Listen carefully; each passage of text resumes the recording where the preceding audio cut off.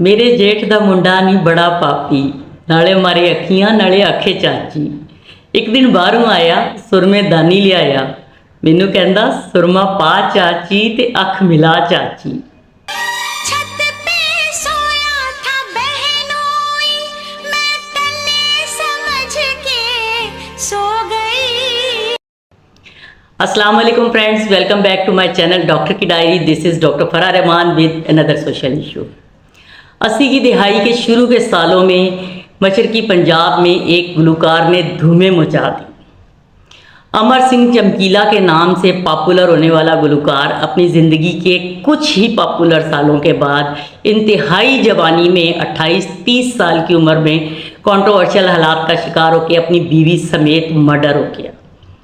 Murder की वजूहात पे तो आज तक शायद कोई खुल के बोल नहीं सका, लेकिन लोग ये कहते हैं कि उसके मर्डर की बड़ी वजह ये थी कि वो वल्गर गाने गाया करता था।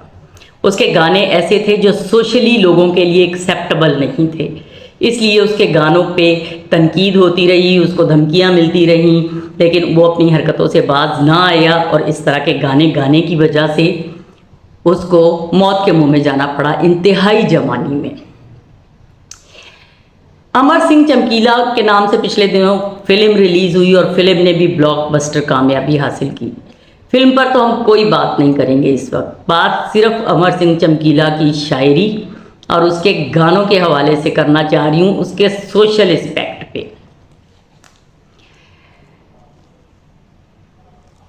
माय फ्यूडल लॉर्ड के नाम से ये किताब, जिसका अभी मैं रेफरेंस इस वजह से देना चाह रही हूँ कि ये किताब मुसन्निफ़ा ने ख़ुद लिखी हुई है। तहमीना दुर्रानी के हस्बैंड ग़ुलाम मुस्तफ़ा खर पंजाब के गवर्नर और वज़ीर आला दोनों रहे हैं।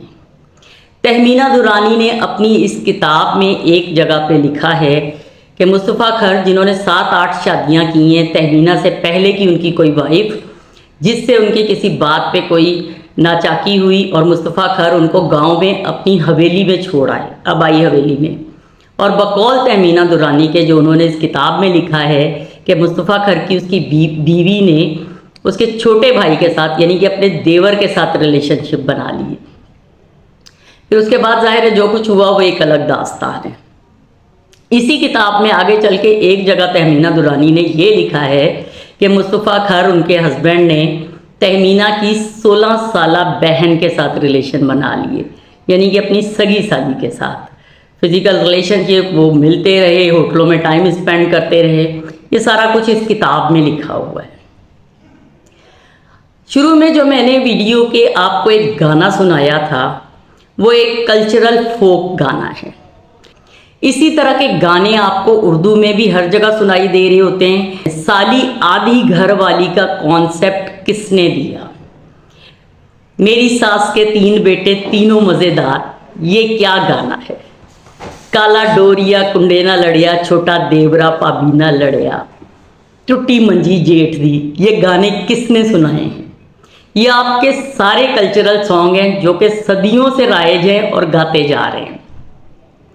अमर सिंह चमकीला के बारे में मैं खुद हैरान होती हूँ ये सोच के कि एक 22-25 साल के यंग आदमी का विजन कितना क्लियर था कि उसने ये चीज़ें देख के, ऑब्जर्व करके उन पे गाने बना दिए। ये आपकी सोसाइटी की वो तल्ख हकीकतें हैं जिन पे ना कोई बोलना चाहता है, ना कोई आवाज़ उठाना चाहता है।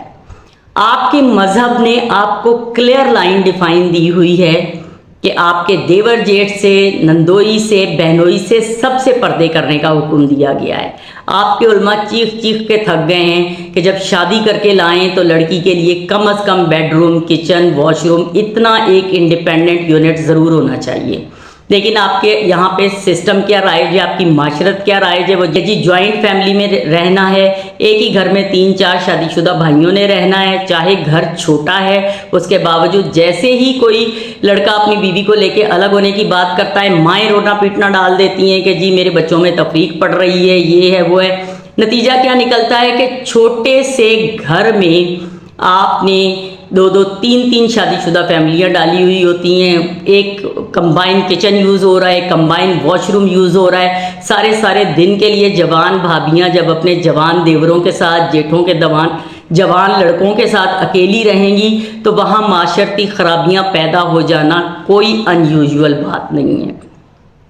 अब तो आपके मीडिया एंकर जितने लोकल चैनल्स हैं, यूट्यूब के चैनल्स हैं, बाकी बहुत सारे चैनल्स हैं, एंकर हर वक्त आपको माइक पकड़ के जेलों के बाहर खड़े हुए नज़र आते हैं, कैदी औरतों से इंटरव्यूज़ करते हुए, मर्दों से इंटरव्यूज़ करते हुए, जो आपको वजूहत बताते हैं कि जी देवर के साथ रिलेशन हो गए, जेठ के साथ रिलेशन हो गए, किसी कज़न के साथ रिलेशन हो गया, हस्बैंड को मार दिया, बॉयफ्रेंड को मार दिया। रोज़ आए दिन आप सोशल मीडिया पे ये इंटरव्यूज़ देख रहे होते हैं। इनकी वजूहत क्या हैं?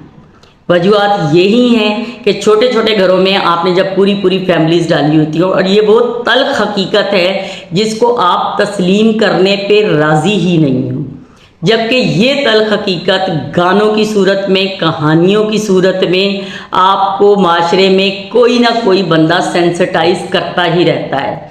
और अफसोस ये है कि जो इस हकीकत को सामने लाने की कोशिश करता है, जो आपको इन बातों से सेंसिटाइज करने की कोशिश करता है, उस पे इल्ज़ाम लगा के उसको ही ख़त्म कर दिया जाता है, जैसे कि चमकीला को कर दिया गया।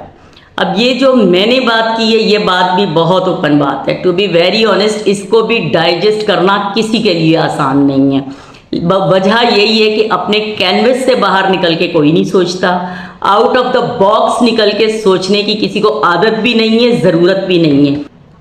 खुदा के लिए अपने विजन क्लियर करें और खुली नज़र से चीज़ों को देखने की आदत डालें, ताकि ये जो माशरती बुराइयां हैं उनको उसी तरीके से हल किया जाए जिस तरीके से करना चाहिए। थोड़ा नहीं, मुकम्मल सोचिए। चैनल को लाइक करें, सब्सक्राइब करें, वीडियो को दोस्तों के साथ शेयर करें। Thank you.